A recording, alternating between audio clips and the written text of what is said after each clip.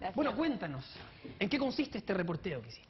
Mira, estuvimos conversando con 3 mujeres que decidieron dar su testimonio. Es muy valorable porque deciden dar su testimonio no solamente ante la justicia, no solamente ante la Comisión Ballet, sino que ante las cámaras, ante la sociedad, y dar la cara con algo que para una mujer es muy vergonzoso, que es haber sido violada y haber sido abusada.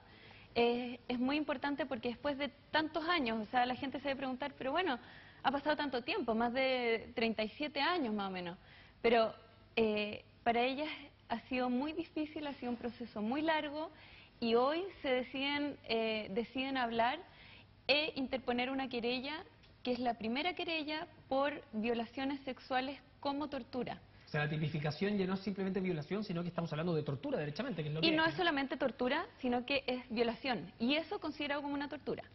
¿Te parece que vayamos a ver la nota que preparaste y luego la comentamos? Vamos a ver la Además, nota. con una invitada en el estudio. Aquí está la nota de Cadena Nacional.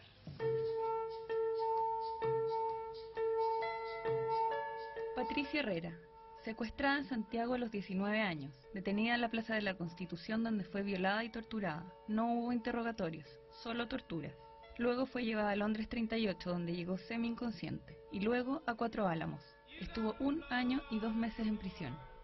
Elizabeth Rubio, secuestrada en Argentina a los 19 años, detenida en el marco de la Operación Cóndor. Fue violada, torturada e interrogada por chilenos. Luego fue llevada a Villa Devoto.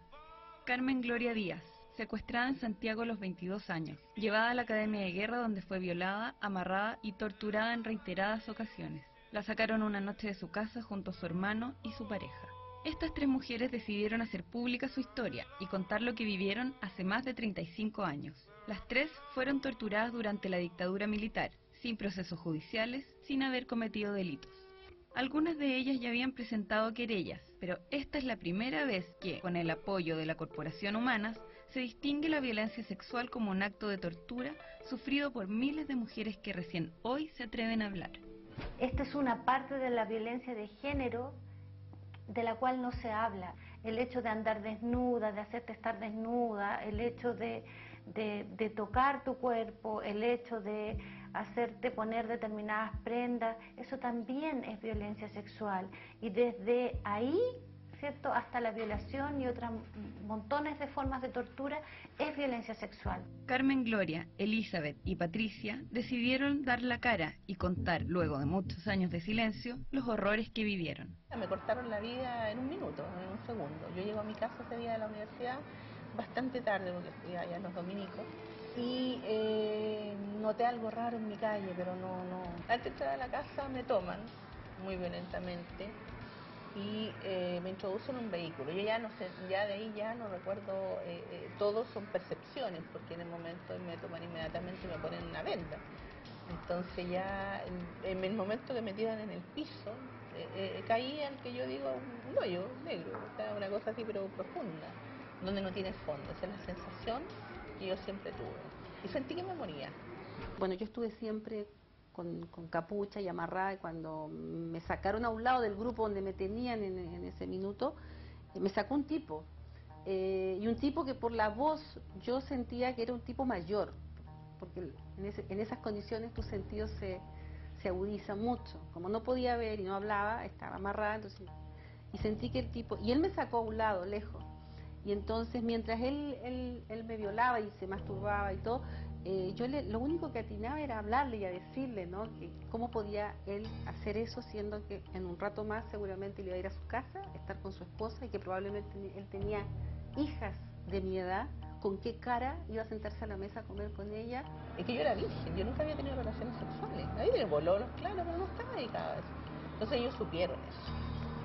Entonces yo creo que por eso es que la violencia el primer día es muy fuerte. O sea, tú llegabas allá, lo primero que hacían estos tipos era desnudarte, o sea, llegar a lo más íntimo de ti y tratarte como basura. Y eso no se habla, no se pena, no es un delito. Si bien todas eran activas políticamente, a ninguna se le acusó por haber cometido delito alguno, y todas declaran que durante los primeros días de prisión no había preguntas, solo torturas y malos tratos.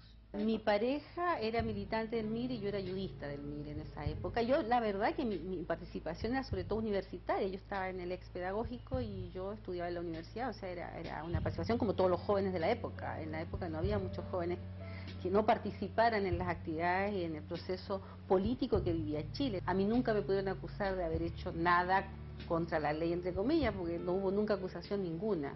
Era la arbitrariedad misma, en realidad. Yo siempre he sido militante del Partido Socialista, en ese tiempo de la Juventud Socialista. Estudiaba primer semestre en Ingeniería Comercial en la Universidad Católica y comprometida, por supuesto, dirigente estudiantil, presidente del Centro de Alumnos Darío Salas. Pero ¿sabemos en qué está hoy la justicia respecto de los casos de tortura? ¿Hay alguien preso por haber cometido estos actos? En enero pasado, la Corte de Apelaciones dejó en manos del ministro Mario Carroza 726 querellas por violaciones a los derechos humanos en dictadura, entre ellas la de los expresidentes Eduardo Frei Montalva, Salvador Allende y también la de Víctor Jara. Todavía el Estado está en deuda respecto de los mecanismos para que se haga justicia en esta materia.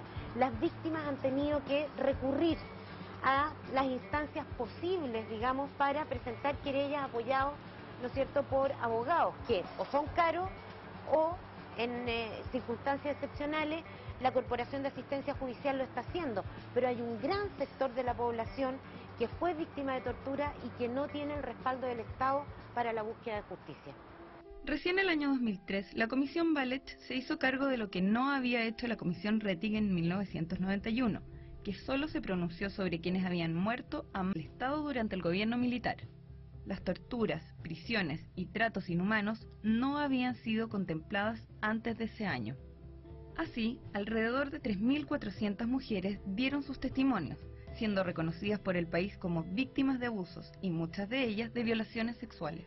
Y el año pasado se abrió la Comisión Valech II, que busca abrir nuevos casos que se darán a conocer en agosto de este año.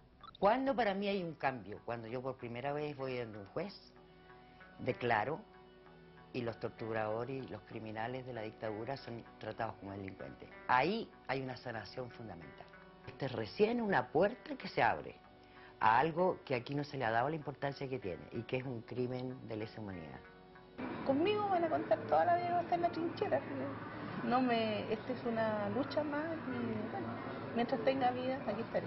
Tan importante que los jóvenes entiendan que realmente el futuro les pertenece, porque ellos van a ser los que van a forjar este futuro, que tienen que acabar con este lastre.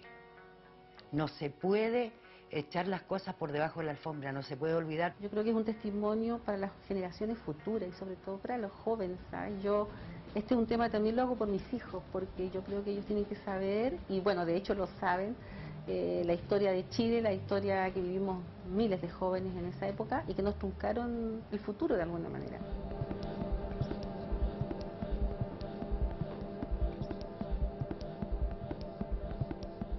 Sin pasado no hay presente. Esa es la importancia de saber con exactitud y claridad lo que ocurrió.